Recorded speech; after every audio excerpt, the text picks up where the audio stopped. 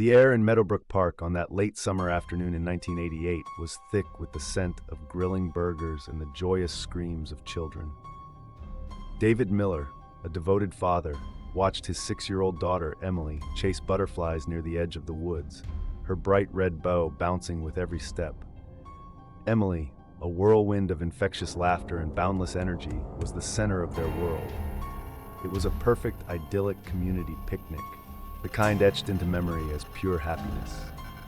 Then, the laughter died.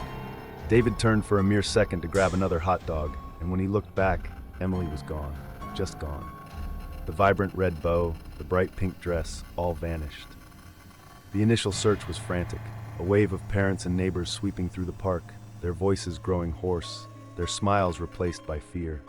Minutes stretched into hours, and the sun began to dip below the tree line, casting long, menacing shadows across the empty swings. The police arrived, their sirens cutting through the desperate cries of Emily's name. Every inch of the park was meticulously combed. Dogs tracked faint scents that led nowhere. Interrogations yielded no witnesses, no sounds of a struggle, no discarded toys, nothing. It was as if Emily had simply blinked out of existence. The town, once a picture of suburban calm, was gripped by an icy fear, a shared paranoia that whispered about monsters in their midst. Days turned into weeks, weeks into months. The posters with Emily's smiling face faded on lampposts, mirroring the fading hope in David's heart. The case quickly grew cold, a permanent stain on the town's quiet history. Detective Reynolds, the lead investigator, a man haunted by the blankness of the file, had exhausted every lead. Emily Miller became a name synonymous with an unsolved mystery, a strange, dark, and mysterious void that swallowed a little girl whole. David's life and his family's was irrevocably broken. The last image of Emily, a faded photograph taken moments before her disappearance, her bright smile, became a chilling, silent testament to the day their world ended. 30 years had passed since Emily Miller vanished. The vibrant suburban town had changed, but for David Miller, every street corner, every swing set in the park was still a ghost. His life, and that of his estranged wife, was a permanent monument to absence. The case, once a national headline, had settled into the grim archive of cold cases, a permanent fixture on true crime forums and late-night unsolved mystery documentaries. Detective Reynolds, long since retired, still kept Emily's file in his desk drawer, a silent testament to his greatest failure. Then, a flicker of light in the vast darkness. A small, local cold case unit, experimenting with cutting-edge forensic technology, revisited Emily's file. Among the mountain of original evidence, they found something the detectives of 1988 could never have seen. A faint, partial fingerprint on a discarded candy wrapper found near the park's edge. It was so degraded, so minute, it had been dismissed as irrelevant. Now, thanks to advancements in forensic analysis and new digital enhancement software, that single, minute detail became viable.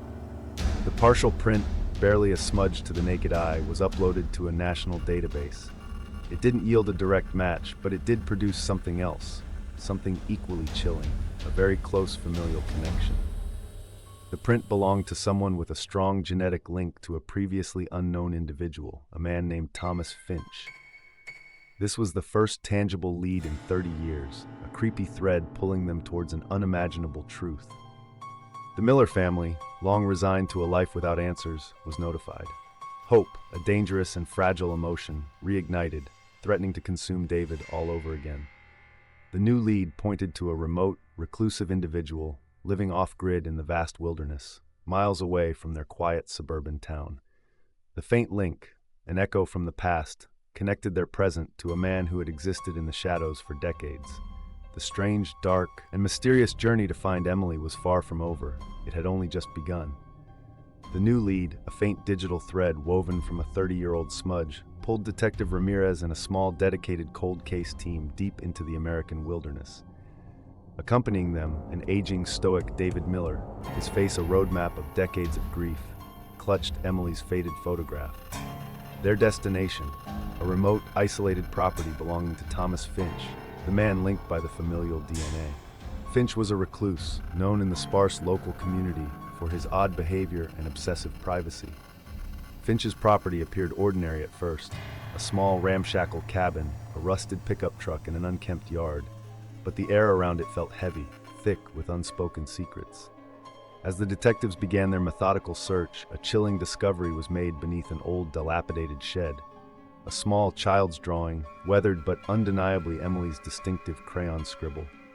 Nearby, partially buried, was a familiar, tiny porcelain doll, a twin to the one Emily carried everywhere. The creepy pit in David Miller's stomach deepened.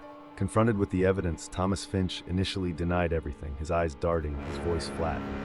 But as Ramirez laid out the cold, hard facts, piece by painstaking piece, a slow, terrifying shift came over him. The facade of the harmless recluse crumbled.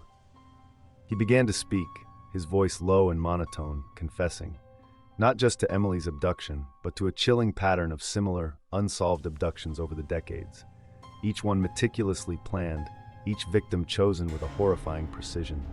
His confession wasn't remorseful. It was chillingly detached, almost a clinical recitation, a grotesque satisfaction in his meticulous work. Then, with an unnerving calm, Finch offered to lead them. He took them deeper into the dense, silent woods behind his cabin, to a secluded clearing overgrown with wild brush. He pointed to a small, disturbed patch of earth. "She's here," he said, his voice devoid of emotion. It was an unmarked grave, hidden from the world for 30 years. This wasn't just a single, isolated crime. It was a pattern, a horror story that had been unfolding for years, a true crime hidden in plain sight. The news that Emily's remains had been found sent a shockwave through the Miller family, a painful true crime closure after 30 years of agonizing unsolved mystery. Forensic teams meticulously processed the unmarked grave, their work a somber dance around the heart of a hidden horror. Thomas Finch, now a shackled monster, remained eerily calm, his composure more chilling than any outburst could have been. Back at Finch's secluded property, investigators uncovered a chilling addition to his ordinary-looking cabin, a hidden bunker, cleverly disguised beneath a dilapidated shed. It was a place he meticulously kept from the outside world, a clandestine lair built for depravity. The air inside was stale, heavy with the stench of decay, and something indefinably evil. Within the bunker, a macabre shrine was revealed, not just to Emily, but to other vanished children, whose cases had remained cold cases for decades. Investigators found disturbing collections of personal effects, faded ribbons, small toys, and childish drawings, each meticulously documented. Finch's twisted world was laid bare through a series of chillingly detailed diaries. These weren't just random acts, they were precise, calculated abductions. The diaries chronicled his warped motivations, his careful planning, and his perverse justifications for each crime. He meticulously described how he would stalk, observe, and finally snatch his victims, driven by a perverse need for absolute control and a chilling detachment from human life. It became terrifyingly clear that Finch wasn't a random opportunist. He specifically targeted children with certain characteristics, creating an unseen pattern that had been invisible to earlier, less technologically advanced investigations. This revealed a chilling conspiracy theory of how a seemingly ordinary individual, living a reclusive life, could hide such monstrous acts for so long, right under the nose of society. The true scope of his crimes, a horrifying succession of missing children and years of meticulous deception, was now undeniable. The public watched in horror, grappling with the reality that such a creepy monster could exist undetected, a living horror story quietly unfolding in their midst for decades. The capture of Thomas Finch and the grim discoveries within his hidden bunker exploded across national headlines. The true crime saga of Emily Miller and the other vanished children, once a decades-old cold case, was finally brought into the harsh light of public scrutiny. Finch was swiftly brought to trial, and with the overwhelming new forensic evidence, coupled with his own chillingly detached confessions, a conviction was a foregone conclusion. Justice, in a legal sense, was served, but it offered little solace to the families whose lives had been shattered. For David Miller and Emily's family, the closure was a bitter, agonizing process. 30 years of unanswered questions were replaced by horrific truths, and the act of grieving for a child they had lost so long ago was profoundly different, overshadowed by the depravity they now understood. The creepy shadow of Finch's crimes would forever loom over their lives, a constant reminder of the monster who had walked among them. The case sparked national discussions about long-term cold cases, the groundbreaking use of new forensic technologies, and the terrifying reality of hidden dangers lurking in seemingly quiet American communities. It forced society to confront the uncomfortable truth that monsters can exist undetected for decades, meticulously planning and executing their horror story right under the nose of unsuspecting neighbors.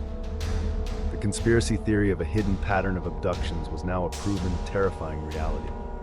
Years passed. Life, in its relentless way, moved on, but the scars remained etched deep. David Miller, forever changed, dedicated his life to helping other families of missing children, pouring his grief into tireless advocacy, ensuring their cases wouldn't become forgotten.